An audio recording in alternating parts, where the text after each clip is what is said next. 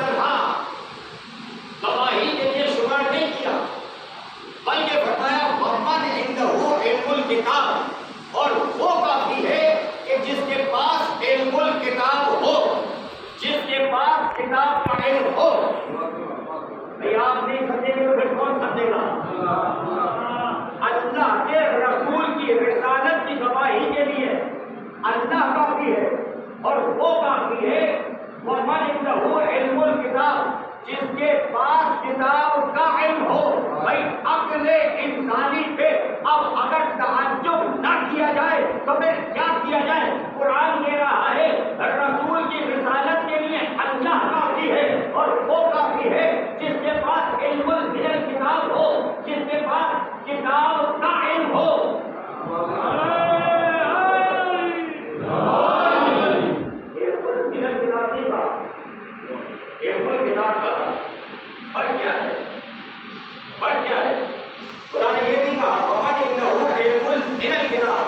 یہ نہیں ہے بلکہ فرمایا جس کے پاس کتاب کا علم ہو، کتاب نہیں سے علم نہ ہو.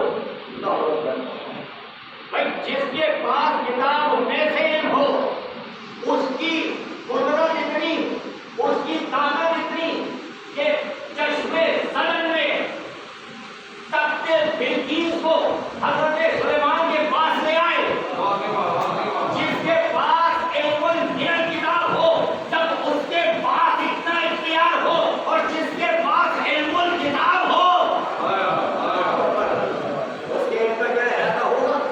لہٰذا کے پاس لیکن رسول کہہ دیجیے کفا باللہ شہیدا، میں نہیں بغیر کو میرے اور تمہارے درمیان خدا کے رسول کی رسالت پر اللہ کافی ہے اور وہ کافی ہے جس کے پاس کتاب کا علم ہے. وہ کافی ہے جس کے پاس کتاب کا علم ہے. کتاب کافی نہیں کہا. میں قرآن کی آیت پیش کر رہا ہوں. قرآن کی آیت علم الکتاب وہ کافی ہے جس کے پاس کتاب کا علم ہے. کتاب کو اللہ نے کافی نہیں قرار دیا، اسے کافی کیا کہ جو کتاب کا علم رکھنے والا ہے، جس کے پاس کتاب کا علم ہے. اب دیکھیے ہر نبی اپنی امت کے لیے گواہ بن کر آیا. جو یہ بہت سارے مطالبے ہیں آج کی مجلس کے لیے آپ کی سماج کی نظر کر رہے ہیں. ہر نبی اپنی امت کے لیے گواہ بن کے آیا، لیکن ہمارے نبی کی عظمت اتنی بلند بالا ہے کہ ہر نبی اپنی امت کے لیے گواہ بن کے آ رہا ہے، لیکن ہمارے نبی صرف اپنی امت کے لیے گواہ نہیں ہے بلکہ جتنے انبیاء اپنی اپنی امت کے لیے گواہ بن کے آئے، ہمارے نبی ان نبیوں پر بھی گواہ بن کے آئے.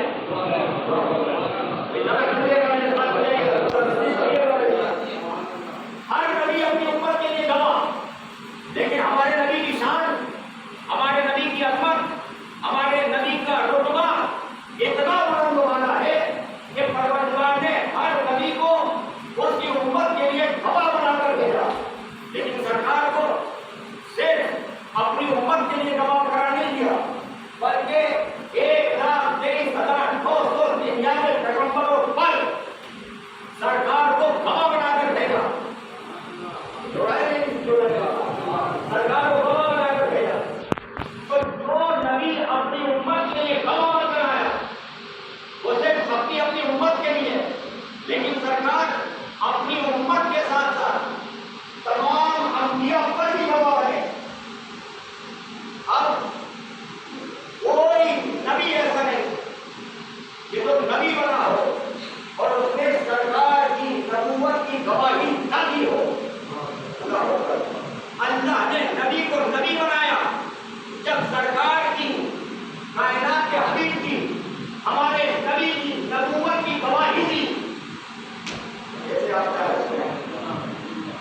نبی کو نبوت ملی اور رسول کو رسالت ملی کب؟ جب ہمارے نبی کی نبوت کا اقرار کیا گیا، گواہ بنایا گیا.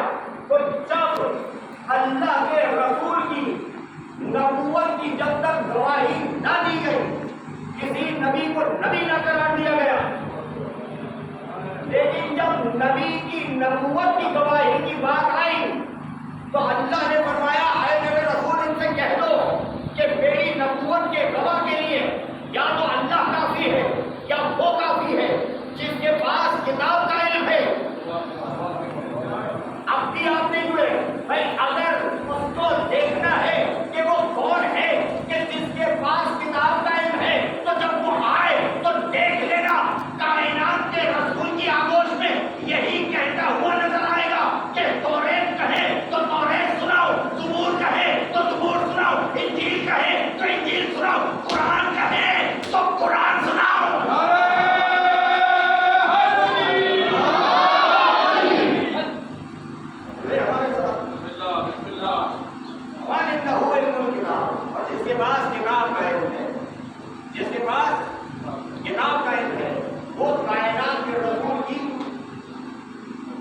نبوت پر ہم نے جو ہے وہ کائنات کی رسالت پر رسول کی نبوت پر گواہ ہے.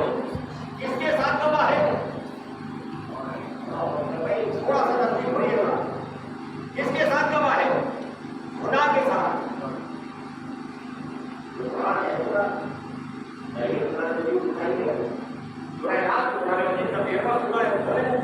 اور دیر میں سورے کی 43ویں آیت کو پڑھیں. 43ویں آیت میں آپ کو یہ ملے گا وَيَقُولُ الَّذِينَ كَفَرُوا لَسْتَ مُرْسَلًا. وہ جو کافر کہتے ہیں کہ آپ اللہ کے رسول نہیں ہیں, اے رسول سے کہیے خود فَقَدْ اللَّهِ شَهِيدًا بَيْنِي وَبَيْنَكُمْ وَمَا عِندَهُ عِلْمُ الْكِتَابِ. یہ قرآن مجید کا سورہ ہے. یہ آیت ہے, آیت, یہ کوئی روایت نہیں ہے. یہ قرآن ہے, قرآن.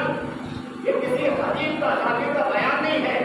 سنیے گا, قرآن کہہ رہا ہے اللہ کے رسول کی نبوت میں گواہ یا تو اللہ ہے یا وہ ہے کہ جس کے پاس کتاب کا علم ہے. تو اللہ کی گواہی کے ساتھ ساتھ وہ ہے کہ جس کے پاس کتاب کا علم ہے. بھائی اللہ کے ساتھ نبی کی نبوت میں کون شریک ہے؟ کہا علی شریک ہے. تو اب ان پلنگوں میں اعتراف نہ کرنا. ہم نے علی کو اللہ کا شریک قرار نہیں دیا. اللہ نے قرآن میں علی کو نبی کی نبوت میں اپنے ساتھ شریک قرار دیا.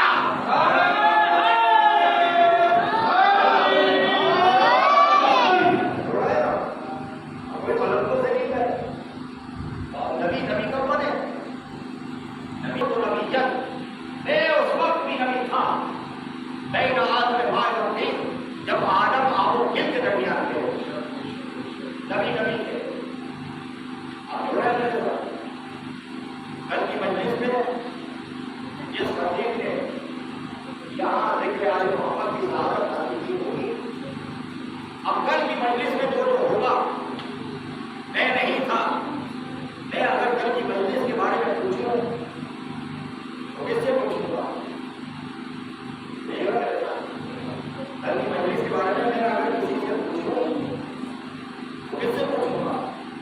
سب یہ کہیں گے ان سے پوچھیں جو وہاں موجود تھے, جو کل کی مجلس کا مشاہدہ کر رہے تھے, جنہوں نے کل کی مجلس کو باہر کو سنا, آنکھوں سے دیکھا اور کہا, وہی آپ کو بتائیں گے, وہی گواہی دیں گے کہ کل کی مجلس اچھی تھی, کامیاب ہوئی یا کامیاب نہیں ہوئی.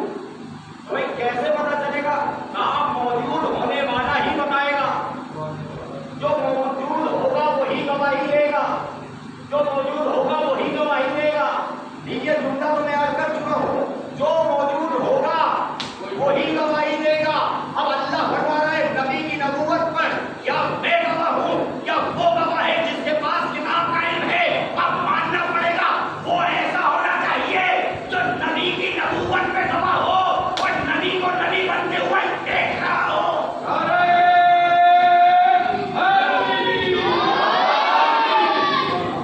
ایسا ہونا چاہیے نبی کو بنتے ہوئے دیکھے نبی کو گواہی دے. آپ نے جو ہے اگر دیکھے گا نبی کو گواہی دے گا. چلیے میں آپ کے پہلوں کو جوڑنے کے لیے کائنات کے حبیب کے صحابی کی روایت آپ کو تاکہ آپ میرے ساتھ جڑ جائیں.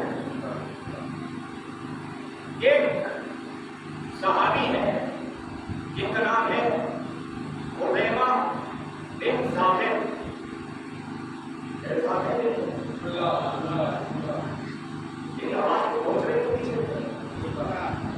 خزیمہ بن ثابت, یہ وہ صحابی ہے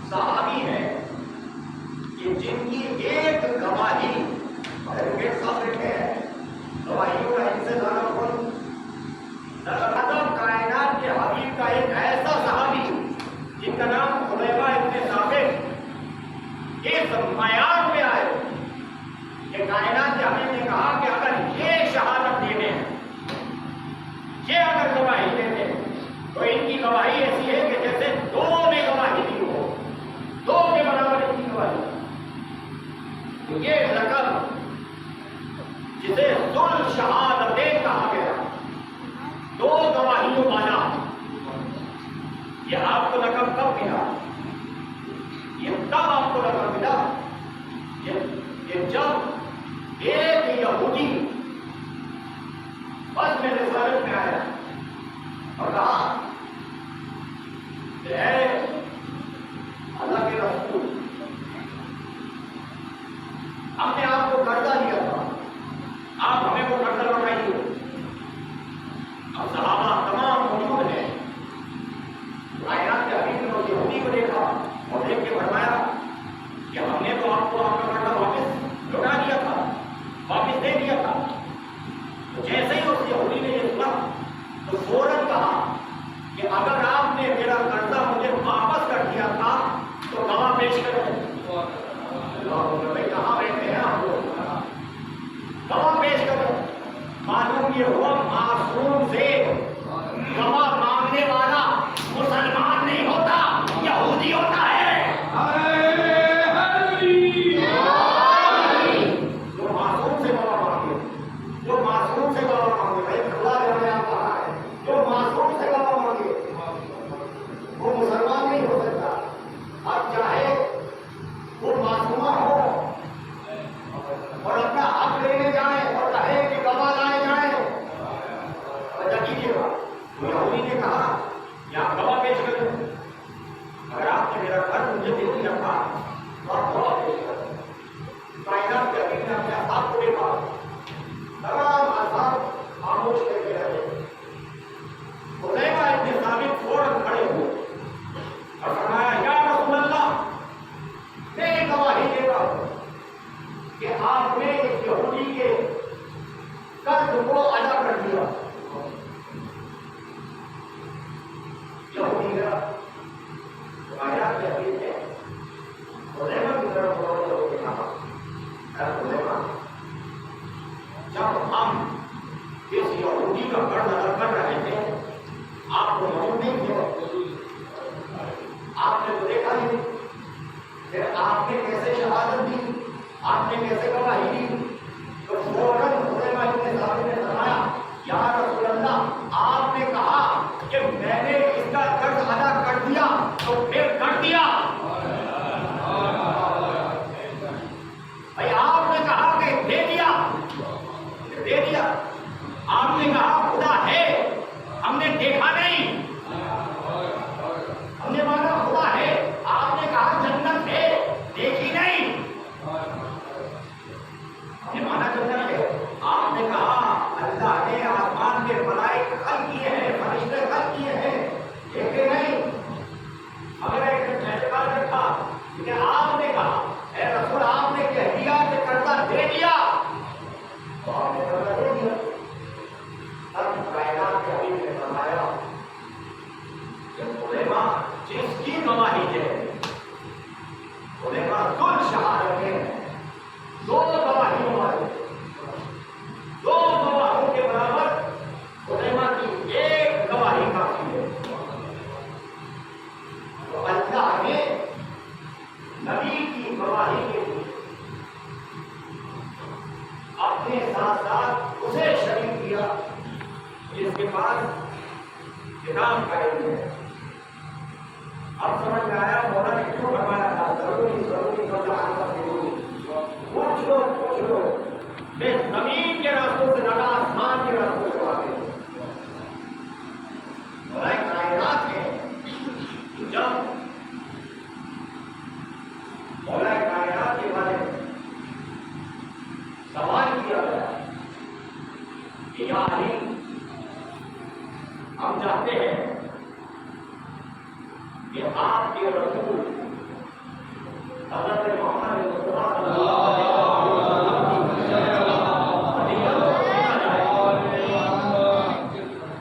کائنات کے رسول کی فضیلتوں کا شمار کیا جائے۔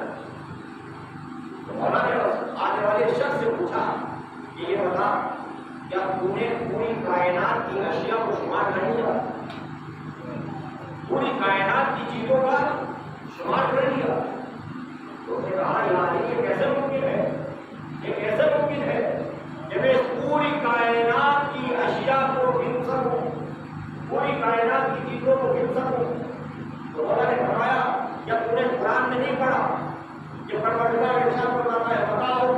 خلیل، دنیا کی چیزیں خلیل ہیں، دنیا کی چیزیں کیا ہے؟ خلیل ہے۔ اور ہمارے حبیب سرور کائنات کے لیے فرمایا انکا لعلی خلق عظیم، کہ اللہ نے آپ کو خلق عظیم پر فائز کیا۔ جب تم قلیل کو شمار نہیں کر سکتا تو خلق عظیم کا شمار کیسے کر سکتا؟ آپ کی طرف دیکھیے سلوات کے ساتھ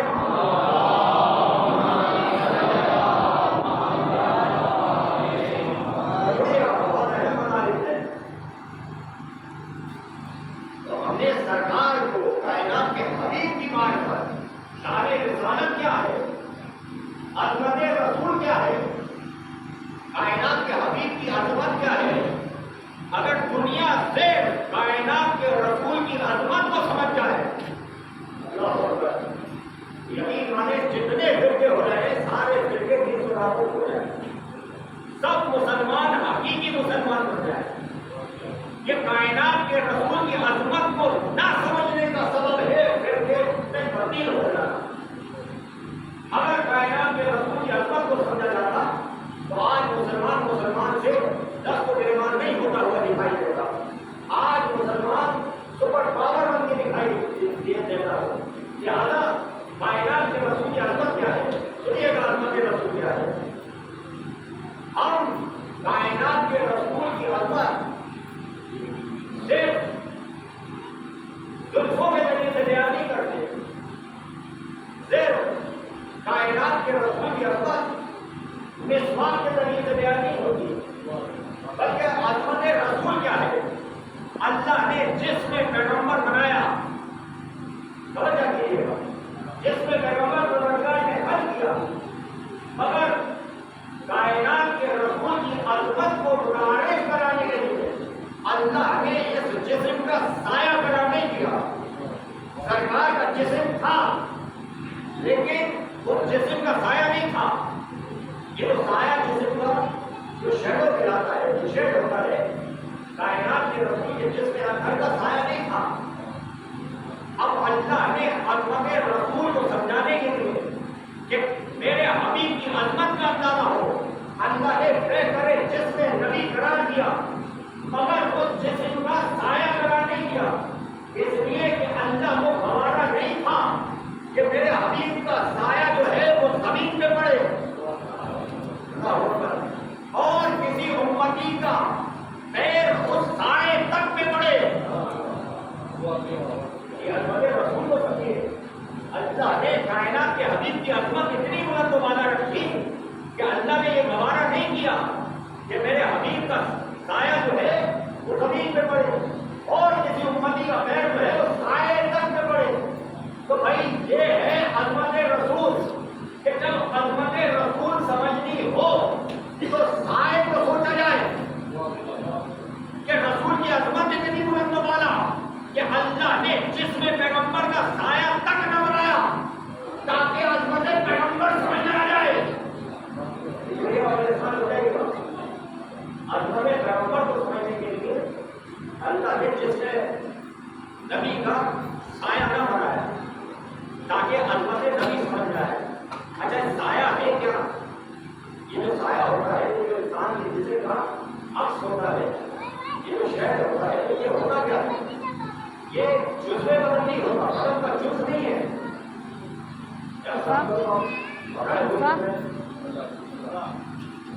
یہ جو سایہ ہے انسان کی باڈی کا، انسان کی جسم کا جو سایہ ہے، یہ بدن کا جز نہیں ہے بلکہ عکس ہے، عکس سے بنا ہے۔ توجہ کیجیے، لیکن یہ جو ہاتھ ہے، یہ جو کندھا ہے، یہ بدن کا جز ہے۔ یہ ہاتھ کیا ہے؟ بدن کا جز ہے، بدن کا حصہ ہے۔ ایسا ہے کہ نہیں ہے؟ بدن کا حصہ ہے۔ یہ شانہ کیا ہے؟ بدن کا حصہ ہے۔ بھائی کمال ہے اب کے انسانی پر جس نبی کی عظمت کو سمجھانے کے لیے اللہ نے بہتر جسم نبی کو قرار دیا، مگر اس جسم کا سایہ نہ بنایا تاکہ سائے کو سوچا جائے تو عظمت پیغمبر سمجھ میں آ جائے، لیکن جس سائے پر امت کا پیر تک اللہ کو گوارا